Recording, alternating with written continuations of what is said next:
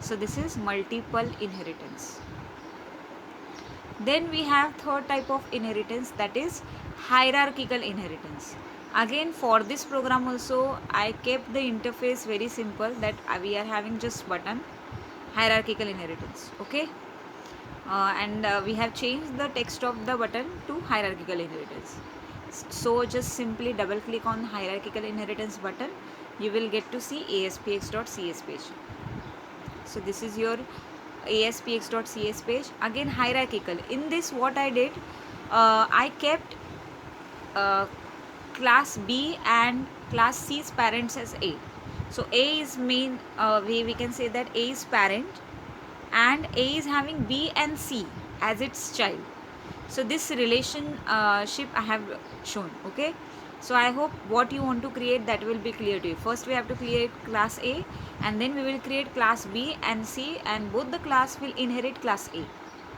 So in this example, public class A, then again the normal coding I kept same only, that is class A is having show method which returns the statement as class A. Then I have created class B which inherits class A, which contains display method, and that particular method returns the class B sentence. Then I have created class C which again inherit class A only, and which is having get method which returns class C as a statement. Then we have the default class. In default class, on button one underscore click event, now we are going to create the object. So now here the object, we will not create only one object, because in this situation what is the we can say the structure, A is your parent and A is having B and C as a child. So with the help of B and C class object, we can call A method. Okay, A's method we can easily call, but there is no relationship between B and C. So if you want to call B's method and C's method, so we cannot call C's method with the help of B's object or B's method with the help of C's object, because there is no relationship between B and C. There is only one thing, that is B and C. With the help of B and C's object, we can call only class A methods and their respective methods, own methods. Okay, so this is a reason why in this program we are going to create two objects, because now in this structure we are having two derived classes. Okay, so first I have created B's object in button one underscore click, then I have created C class object, and in response.write, obj is the object of B class and obj1 is the object of C class.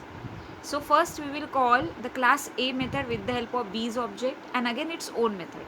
So for the same, what I have written, response.write obj.show and obj.display. So obj is the object of class B. With the help of class B, we are calling the class A method.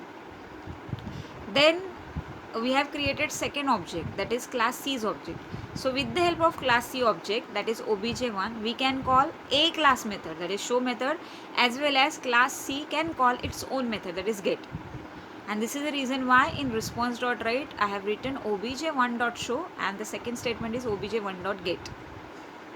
So what output? Now we call total 4 methods. So first one is show method. So class A is display. After that obj.display we have called.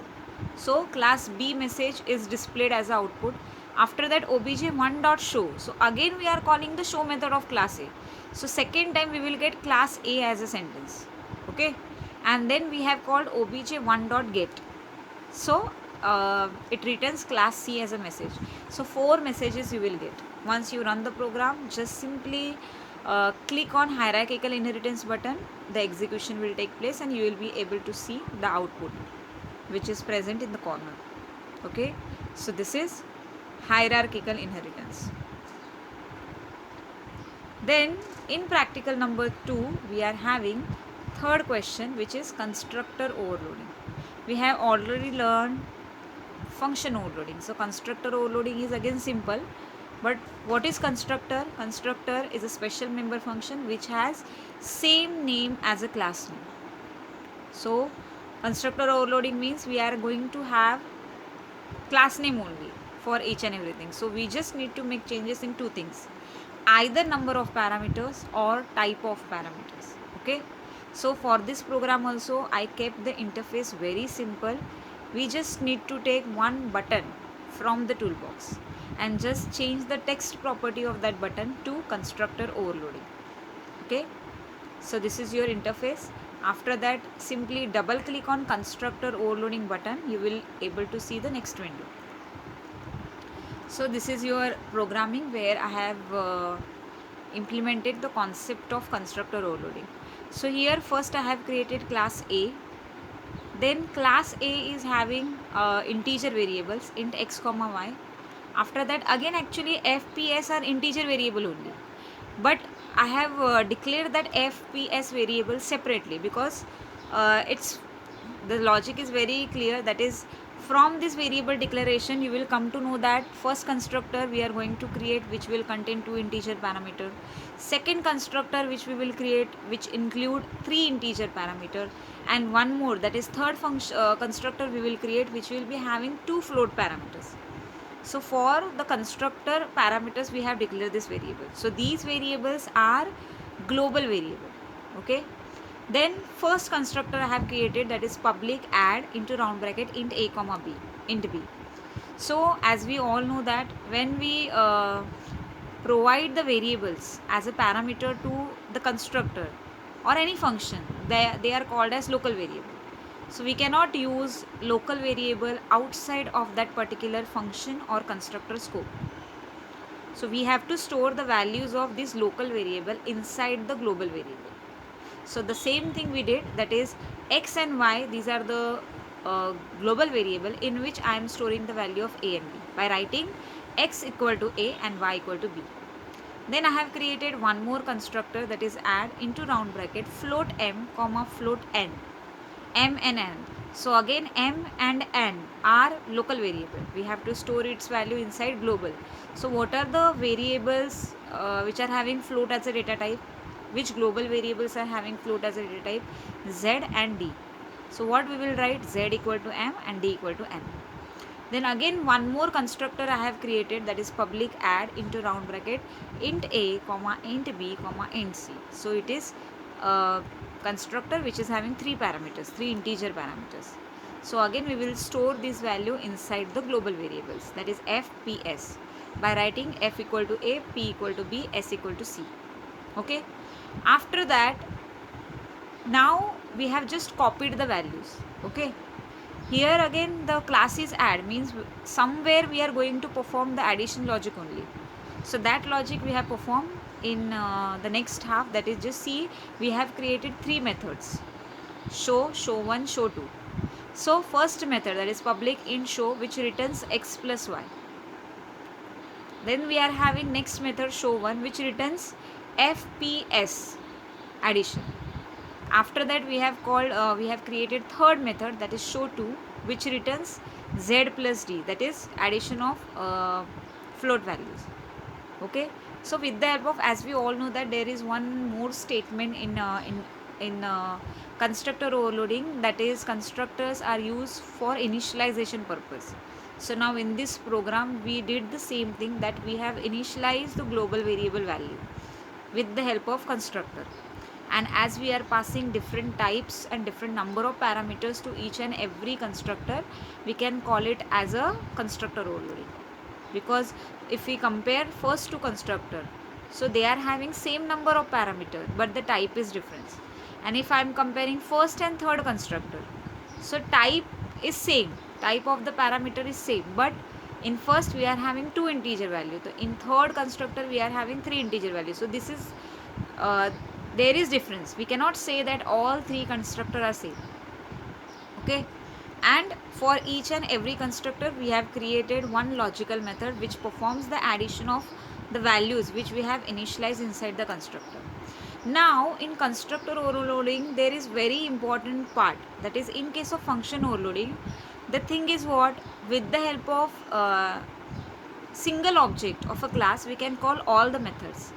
But when you want to call the constructor, the concept is really very clear, that the number of constructor which are present in your class, that number of object you have to create of the specific class. So now in this example we are having three constructor. So in the object creation part, we are going to create not a single object of a class. We are going to create 3 objects because we are having 3 constructors. And as we all know that constructor gets invoked when an object of a class is created. So by using single object, we cannot call all 3 constructor. So for each and every constructor, we should have one uh, we can say that class for each and every constructor. Okay, so that part is written next. Here we have completed the 3 constructor, then we are having respective methods for each and every constructor, and after all this you just have to close the class class add. Okay, that is above public partial class there is a curly bracket which is closing bracket for class add. Then again the same thing on button 1 underscore click event, we are going to create 3 objects. So just see that first object represent which type of constructor? The constructor which is having 2 integer parameter. The second object q which we have created, it represents the constructor which is having 3 integer parameters. And then we have created third object, that is q1. It represents the constructor which is having 2 float parameters. Okay, and as we all know that for each and every constructor we have created separate show method. So for 2 parameter constructor show is called, after that for 3 parameter constructor show1 is called, and for 2 float parameter constructor show2 is called. So this is your program. So you will able to see that in first constructor add g equal to new add, I have passed 2 integer value as 10 20. So 10 plus 20 30 as an answer is going to get displayed. After that I have created second object q which is having 3 parameters 10 20 30, 3 integer parameters. So it will perform addition of 10 plus 20 plus 30, that is 60. After that I have created one more object of the class just to represent float constructor. So 10.4 comma 2.7, this addition will be performed. And as I previously told you in function overloading program, if we are not writing f, then the compiler will consider the number as a integer and it will perform 10 plus 2 12. So as we have provided f, means we are specifying that these values are float values, then and then only it will call the respective float constructor. So this is your constructor overloading program. Now move to the next question, that is interface. So interface is nothing but the multiple inheritance, and actually hybrid inheritance is the type, but in that also we have to make use of interface concept. So you can in case of interface you can provide either example of multiple inheritance or hybrid inheritance, any exam you can take. But most of the time what happen in case of hybrid inheritance, the number of classes we need to use that they are more. So better when you are having question that is on interface, give the example of multiple inheritance, which is very simple, because in multiple inheritance what structure we are following, we are having 2 base classes which are inherited by the single derived class. So in case of multiple inheritance we are having multiple parent but single child. So that we are going to explain. And why we are having this concept, because at a time we cannot inherit 2 classes or more than 1 class, and this is the reason why we have to then make one class as a normal class and the second one we have to create as an interface. Okay, so multiple inheritance is actually not possible in C#. So just to implement the concept of multiple inheritance we are having one more topic, that is interface. Okay, so for this practical again see the interface, we are having one text box and one button. So you just have to take 2 controls, that is text box and button from the user, and just change the text property of the button to multiple inheritance or interface, whatever you want. So now let's see the actual logic. So this is your program. Again here what is happening, first I have created one class shape which contains one variable side and which is having one method get data, with the help of which we are going to initialize the value of side variable. So again here also we are having global and local variable. So we are having s as a local variable which is a parameter of get data method. So before moving on we have to copy the value of local variable inside the global variable. So for the same, in get data function I have written side equal to s. Then I have created one interface. Okay, so public interface cost is the name of the interface, and this interface is having get cost as a method. Okay, and which is parameterized method, which is having area as a parameter.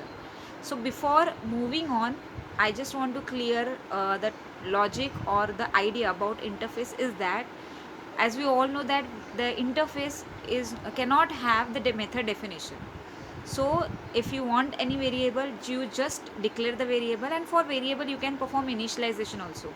But regarding method, in interface you can just display the methods. And if any class who is going to inherit that particular interface should define that method, it is compulsory. And while defining also, public keyword is very important. You cannot directly start writing the definition for get cost by writing int get cost and just start the logic. No, we have to use public keyword. That is very very important.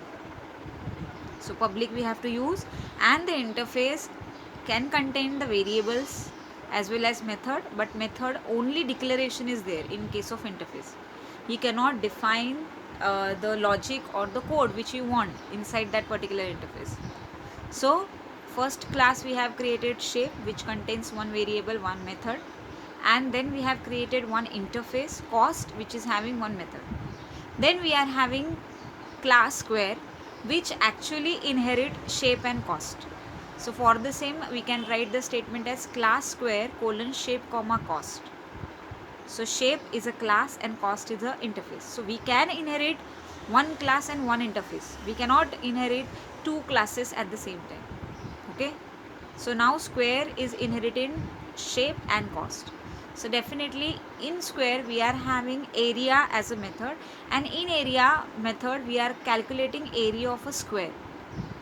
So the value, that is side, is taken from the shape.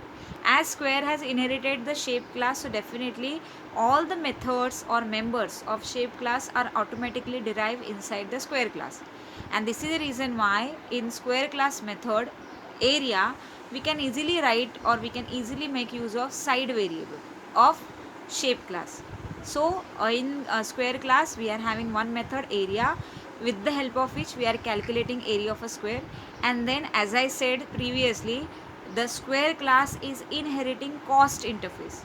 So the method which is present inside the cost interface should be defined in square class, and the public keyword is very very important. Public access specifier we have to use. So just see the definition: public int get cost into round bracket int area. So area we have just calculated by side into side. So in get cost method we are just multiplying the area into 10. So basically int area, the value of area variable will be sent through the area method, or the value which we have calculated in area method will be sent as a parameter to get cost, and then this particular logic, that is area into 10, is multiplied. Means we will find out, that is what is the area of a specific we can say that what is the value for specific area. Okay, so this is your actual multiple inheritance concept. Now the next step is, as we all know that we are having last derived class as a square. So in button click event we are going to create the object of square class, and then we will call the respective methods. So just see the code.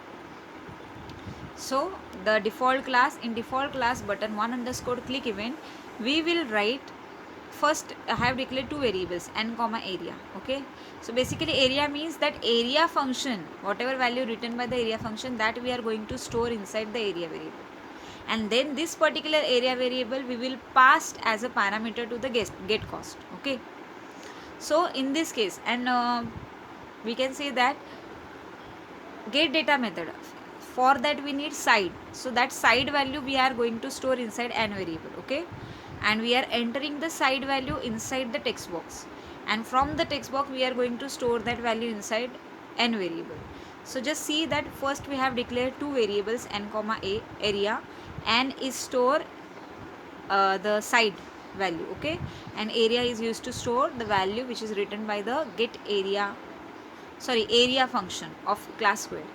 Then we have created object of class square object obj equal to new square.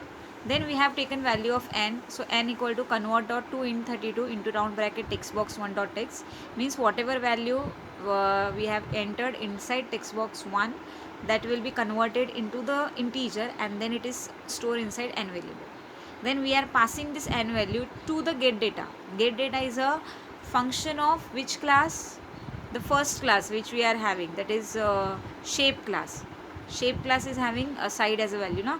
So shape class contains this method get data. So obj dot get data into round bracket n, means we have passed the side value to the get data function, and then we have called the area function which is a part of square class. So area equal to obj dot area, because of which what happened, the area will calculate whatever value. So now in this example we have passed 5 as a value, so 5 into 5, that is 25 will be performed and that will be stored inside the area variable.